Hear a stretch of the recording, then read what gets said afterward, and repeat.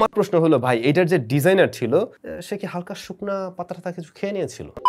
Samsung Galaxy S23 FE fan addition finally কিন্তু Samsung স্টুডিওতে হাজির হয়ে গেল এবং অবশ্যই এটাকে আমরা খুলে দেখব কি কি অফার করছে স্মার্টফোনটাতে, নতুনত্ব কি থাকছে সবকিছুই জানবেন। এই স্মার্টফোনটা বর্তমানে বেশ হাইপে রয়েছে এবং গ্রুপে মানে আমাদের টেক গ্রুপগুলোতে দেখা যাচ্ছে বিভিন্ন রকমের পোস্ট, অনেকে একটু মজা সাজাও করছেন। আসলে মজা করার পিছনেও কারণ আছে, তবে আসলে কি মজা করার মতো জিনিস নাকি স্পেশালিটিও কিছু রয়েছে সেটাও আমরা জানবো এই ভিডিওতে। চলেন খুলি, আস্তে খুলি। অসংখ্য ধন্যবাদ ফোন ফিচার বিডিকে আমাদের কাছে রিভিউ নিটটি পাঠানোর জন্য, এবং বাংলাদেশে মাত্র এই স্মার্টফোনটা আসলো। তো ফোন ফিচার বিডির কিন্তু শপ রয়েছে বসুন্ধরা সিটিতে, এবং ভিডিওর ডেসক্রিপশনে তাদের শপের যাবতীয় ইনফরমেশন একদম সুন্দর করে মেনশন করা আছে। আর ভাই এই সোনার হরিণের বর্তমান প্রাইসটাও মেনশন করা আছে, একটু দেখে নেবেন। কারণ হলো কি এর প্রাইস মোটেই স্ট্যাবল না, মাত্রই আসছে, ধুমধামাক্কা দাম থাকবে, আর অবশ্যই কয়েকদিন পর আবার কমবেও, সো একটু চেক করে নেবেন। তো চলুন বক্সটাকে একটু খোলা যাক। তবে ভাই বক্সটা যেমনটা দেখছেন একদম স্লিম, খুব সহজেই বোঝা যায় যে ভিতরে চার্জার নেই। তো এখানে আমরা ওই আইফোনের মতো দেখছি যে সুন্দর করে লক করা আছে, এ দুটোকে খুলে ফেলতে হবে, দেন আমরা এইটাকে জাস্ট এভাবে তুলে নিতে পারবো। আর যেমনটা দেখছেন ভিতরে স্মার্টফোনটি রয়েছে। ইয়াপ, এই হচ্ছে স্মার্টফোন বাবাজি। এই পার্টের আর কোনো খেলা নাই, এটা শেষ। বাট এই পার্টে কিছু একটা আছে, কেবল আছে, সিম এজেক্টর টুল, আর মনে হয় একটা ইউজার ম্যানুয়াল। এই ছিল হচ্ছে বক্স কন্টেন্ট, একদম শর্টকাট বক্স কন্টেন্ট। আর এটা হলো type C to C cable. All right, very good, তোমরা বাবাজি দূরে থাকো। আচ্ছা, এই হচ্ছে স্মার্টফোন। ভাই কালারটা তো সুন্দর, আমাদের কাছে সুন্দর কালার ভেরিয়েন্ট আসছে। এটা দেখতে মানে আমার কাছে কি যেমনটা লাগতেছে যে এই জিনিসটা সফট হবে বা একটু সফট টাইপের, কিন্তু এটা আসলে গ্লাস, এটা মোটেই সফট কিছু না, এটা গ্লাস। খুলতে যে বিষয়টা খেয়াল করলাম, ফিঙ্গারপ্রিন্ট খুব ভালো রকমের বসে আর কি এটাতে। হ্যাঁ, রিয়ার প্যানেলটা একদমই ফ্ল্যাট, সো খুব সহজেই বসে যায়। একটা মজার জিনিস দেখাই, এটা হচ্ছে স্যামসাং গ্যালাক্সি A34। দেখুন তো স্যামসাং গ্যালাক্সি A34 এর রিয়ার প্যানেল আর এটা রিয়ার প্যানেলের মাঝে আপনি খুব একটা তফাৎ দেখেন কিনা। ইভেন এই যে ইয়েটা ফ্ল্যাশ লাইটের পজিশনিং, ক্যামেরা মডিউল, তারপর বডি ফ্রেম, সবকিছু দেখতে অলমোস্ট সিমিলার না? তো ওদের এবছরের প্রায় ম্যাক্সিমাম ফোনের ডিজাইন এরকম এসছে। তো ব্যাক সাইড থেকে দেখতে গেলে আসলে বোঝার উপায় নেই কে কোনটা ইউজ করছে। এনিওয়ে, ফোনটার থিকনেস কিন্তু মোটামুটি ভালোই। এটার থিকনেস হলো গিয়ে 8.2 মিলিমিটার। রিয়ার প্যানেলকে প্রোটেকশন করছে কর্নিং গরিলা গ্লাস 5, সামনেও কর্নিং গরিলা গ্লাস 5 রয়েছে। আর বডি ফ্রেমটা হলো গিয়ে অ্যালয় জিঙ্ক দিয়ে তৈরি বা অ্যালুমিনিয়ামের তৈরি। তো বিল্ড ম্যাটেরিয়ালস কোয়ালিটি মোটামুটি ভালোই, বাট থিকনেসটা না একটু বেশিই লাগছে আমার কাছে। প্লাস এইটা হাতে নিলে, এই যে আমরা আমার স্টুডিও সবাই বলছিলাম যেটা হাতে নেওয়ার পরে মনে হয় যেন এই এজগুলো একদম হাতে খুব ভালোভাবে লাগছে আর কি। আইফোন 14 সিরিজ 13 সিরিজ নিয়ে আমরা যেমনটা বলতাম, এবারে এটাতে আর কি ওই ফিলটা দিচ্ছে। বাট এই প্লাস্টিক ফ্রেমের যেটা, এটাতে অতটা ফিল হয় না, কিন্তু এই মেটাল ফ্রেমের কারণেই হয়তো ফিলটা একটু বেশি লাগতেছে আর কি। ওজন একটু বেশি। এটার ওজন হলো 209 গ্রাম। স্যামসাং ক্লেম করছে এটাতে IP68 এর রেটিং রয়েছে। আমরা হালকা একটু পানি ভিজিয়ে দেখছিলাম, তো তাতে তো সমস্যা হয়নি। দেখা যাক ফুল রিভিউর সময় আমরা না হয় আরেকটু ভিজিয়ে দেখবো যে কি অবস্থা, কি হয় না হয়। ডিসপ্লের সাইজটা 6.4 ইঞ্চ। এর আগে আমি অনেক ভিডিওতে বলছিলাম এই সাইজটা আমার কাছে বেশ স্ট্যান্ডার্ড মনে হয়, অফিসিয়াল সাইজ বলে মনে হয়। বাট আমার প্রশ্ন হলো ভাই এটার যে ডিজাইনার ছিল সে কি হালকা শুকনা পাতা কিছু খেয়ে নিয়েছিল? মানে প্রিভিয়াস জেনারেশন থেকেও এটার ডিসপ্লের বেজেল আমি অনেক বেশি মোটা দেখতেছি। মানুষ ডে বাই ডে আরেক ন্যারো করা ট্রাই করে, ডিজাইনটা আরো সুন্দর করা ট্রাই করে, কিন্তু এইখানে এসে স্যামসাং এর ডিজাইনার কি করলো বুঝলাম না, যেটাই হোক করছে। বাট ডিসপ্লেটার কোয়ালিটি ভালো। এখানে মূলত ডাইনামিক অ্যামোলেড 2x প্যানেলটি রয়েছে, যা কিনা 120 হার্টজ হাই রিফ্রেশ রেটের এবং HDR10 প্লাস এর সাপোর্ট থাকছে এখানে। এর পিক ব্রাইটনেস হলো গিয়ে 1450 নিটস, তো এটা অবশ্যই কম না। আবার পিপিআইও দেখলাম 403 এর মতো। প্লাস ডিসপ্লেকে প্রোটেকশন করছে কর্নিং গরিলা গ্লাস 5। তো হ্যাঁ, ডিসপ্লের স্পেক ঠিক আছে, ভালো লাগার মতোই, কিন্তু ভাই চিন বেজেল বেশ মোটা, মানে এটা এই যুগের সাথে মানানসই লাগছে না। আবার পাঁচল কাটারটা একেবারে ছোট দিয়েছে, যেটা টপ সেন্টারে রয়েছে,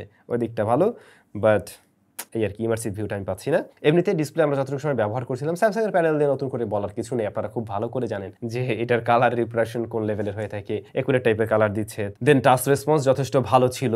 120 হার্টজের ব্যবহারটাও চেক করে দেখছিলাম, ঠিকঠাকভাবে দিতে পারছে। তারপরেও আমরা এটা আরো দেখি কয়েকদিন ব্যবহার করি, কোনো ধরনের ইস্যু থাকে কিনা। অনেক সময় দেখা যায় না, অনেক ফোন আছে লং টাইম ডিসপ্লে চালিয়ে রাখলে ফোন ভালো রকমের হিট জেনারেট করে, তো এইটাতে ওই ধরনের কোনো ইস্যু আছে কিনা এগুলো আমরা অবশ্যই ফুল রিভিউতে জানাতে পারবো। ক্যামেরা রিয়ারে তিনটা শুটার আছে এবং তিনটাই কাজের। মেইন শুটার 50 মেগাপিক্সেলের, দেন 8 মেগাপিক্সেলের একটি টেলিফটো জুম লেন্স রয়েছে, যেখানে আপনারা 3x অপটিক্যাল জুম পাবেন। আর লাস্ট সেন্সরটা হলো 12 মেগাপিক্সেলের, এটা দিয়ে মূলত আলট্রা ওয়াইডে শট নেওয়া হবে। ফ্রন্ট ফেসিং ক্যামেরাটা 10 মেগাপিক্সেলের। তো আমরা না এটা দিয়ে হাতে পাওয়ার পরে বেশ কিছু ছবি তুলেছি অলরেডি, যেমনটা আপনারা ছবিগুলো দেখছেন। আপনাদের কাছে কেমন লাগছে অবশ্যই কমেন্ট করে জানাবেন। তবে আমার ভাই পোর্ট্রেট মোডটা বেশ ভালো লেগেছে, যেহেতু 3x এ নেয়, যে কারণে মানে ফেসের রিয়েল যে শেপটা এটা বোঝা যায়, দেখতেও সুন্দর লাগে, ব্যাকগ্রাউন্ড ব্লারনেসটাও ভালো লাগে। আমার কাছে ইনিশিয়ালি এর পোর্ট্রেট মোড ভালো লাগছে। আপনাদের কাছে কেমন লাগছে মাস্ট কমেন্ট করে জানাবেন। তবে নোটিস করছিলাম কালারটা একটু বেশিই দিচ্ছে, একটু সেটারেট করে দিচ্ছে, দেখতে সুন্দর লাগে অবশ্য।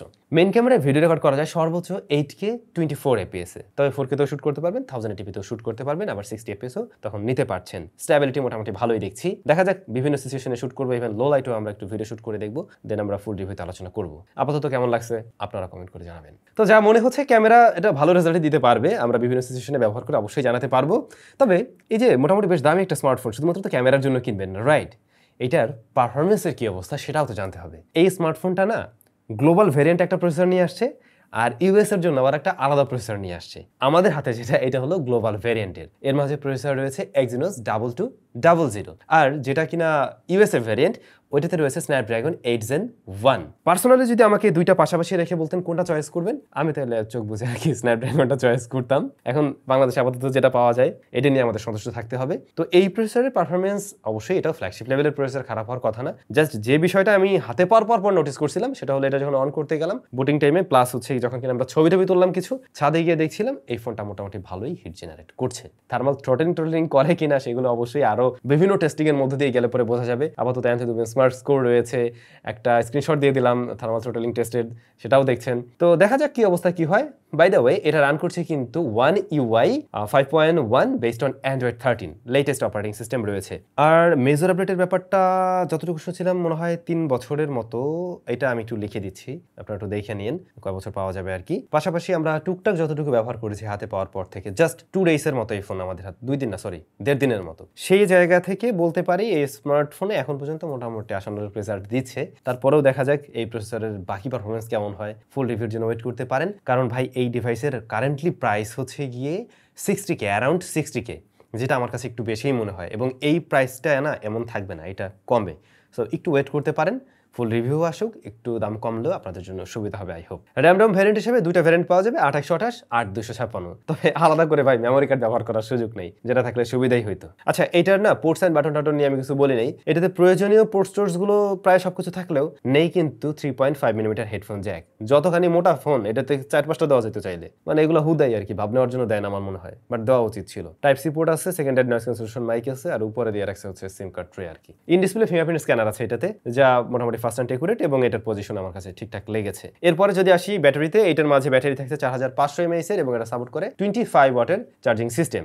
যদিও এর বক্স আপনি ওই চার্জার পাবেন না, আপনাদের বাসায় সবার বাসায় তো নিশ্চয়ই আছে চার্জার। এটা স্যামসাং, আইফোন সবাই জানে যে আমাদের সবার বাসায় চার্জার আছে, সো এই জন্য ওরা দেয় না, কিনে নিতে হবে ভাই, না থাকলে কিছু করার নেই। আর এটাতে স্টেরিও স্পিকার রয়েছে, স্পিকারটা ভালো লেগেছে, এবং বোথ সাইড থেকে সাউন্ড মোটামুটি ব্যালেন্স টাইপেরই লাগছিল। এটা একটু বেশি লাউড, বাট সিমিলার টাইপের, মানে ব্যালেন্স টাইপের আর কি। হ্যাঁ, আর কি ছিল? আপাতত মনে হয় আর কিছু ছিল না, আমরা আরো ব্যবহার করি, ফুল রিভিউতে এগুলো নিয়ে বিস্তারিত আলোচনা করা যাবে। যেহেতু ফোনটা হালকা পাতলা একটু হিট জেনারেট হয়, দেখা যাক কি অবস্থা কি দাঁড়ায়। আর এর মধ্যে যদি স্ন্যাপড্রাগন ভ্যারিয়েন্টটাও চলে আসে, ওটা নিয়েও আমরা অবশ্যই ফুল রিভিউতে কথা বলা ট্রাই করব, দেখা যাক ওটা হাতে পাই কিনা। এই আর কি, আপনাদের কাছে কেমন লাগছে এই ডিভাইসটা মাস্ট কমেন্ট করে জানাবেন। সবাই ভালো থাকবেন, অনেক বেশি ভালো। দেখা হচ্ছে একদম